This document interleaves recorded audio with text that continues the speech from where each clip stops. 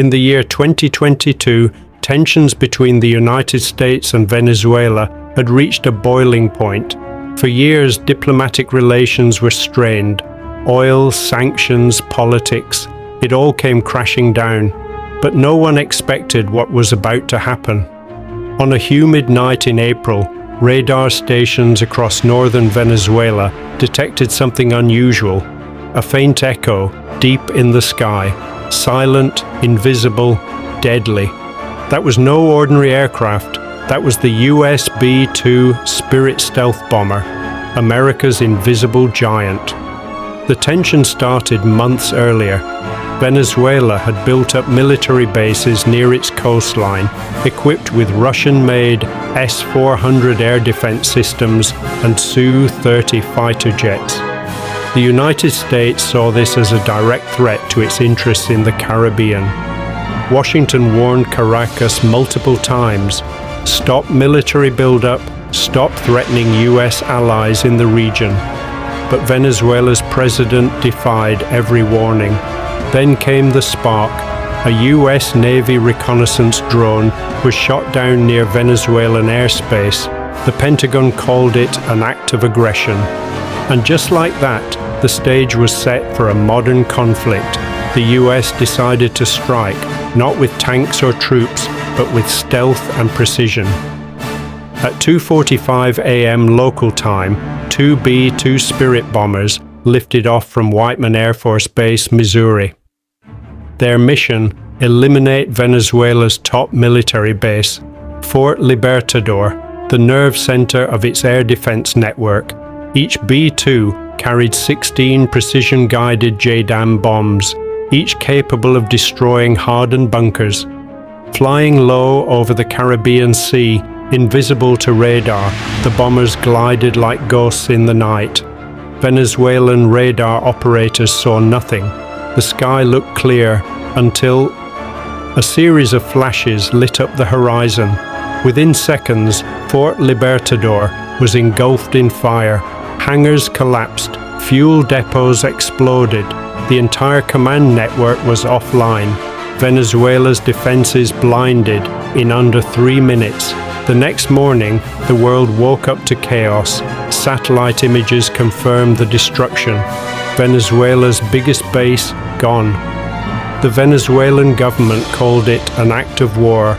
Crowds filled the streets in Caracas, chanting anti-American slogans. Russia and China condemned the strike, calling it an illegal act of aggression. But the U.S. stood firm. The Pentagon released a short statement. The strike was a defensive measure to protect U.S. interests and allies in the region. Behind closed doors, however, U.S. generals were watching closely because they knew this wasn't over. Venezuela retaliated fast. Using long-range missiles supplied by Iran, it targeted U.S. naval ships patrolling near Puerto Rico. One missile hit close, just 15 miles off the USS Roosevelt carrier group.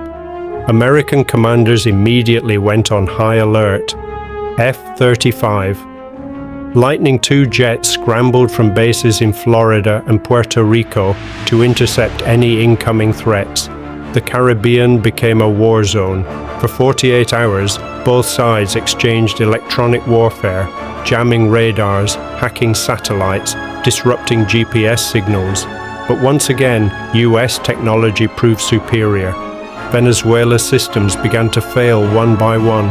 Their radar screens went dark. By day 3, US forces had complete air dominance, but behind the scenes, another game was being played. Intelligence agencies discovered Russian advisors secretly operating inside Venezuelan bases. It wasn't just Venezuela, it was a proxy battlefield between superpowers. In a secret meeting at the United Nations, US and Russian diplomats exchanged harsh words. Both denied direct involvement, but the tension was electric. Every country in Latin America watched, wondering if a world war was about to begin. The B-2 strike had done more than destroy a base. It had triggered a global power shift. After a week of escalating conflict, the U.S. Navy encircled Venezuela's coastline. Carriers, destroyers, and submarines formed a steel wall, Operation Freedom Shield. But something unexpected happened. A Venezuelan general, disillusioned by the destruction, leaked secret intel to the U.S. He revealed that Venezuela's leadership was planning a last resort attack on American oil ships. Within hours, the U.S. launched a cyber strike, disabling Venezuela's command network completely. The missiles never fired. The war ended before it began. The strike on Fort Libertador became one of the most controversial moments in modern warfare. Venezuela's military was crippled, but the world was reminded of one truth. In modern warfare, silence can be deadlier than sound. The B-2 spirit once again proved why it's called the Invisible Warrior. Months later, relations between the two nations slowly eased, but the scars remained. Every radar operator in Venezuela still remembers that night, when the sky was quiet, but death came anyway.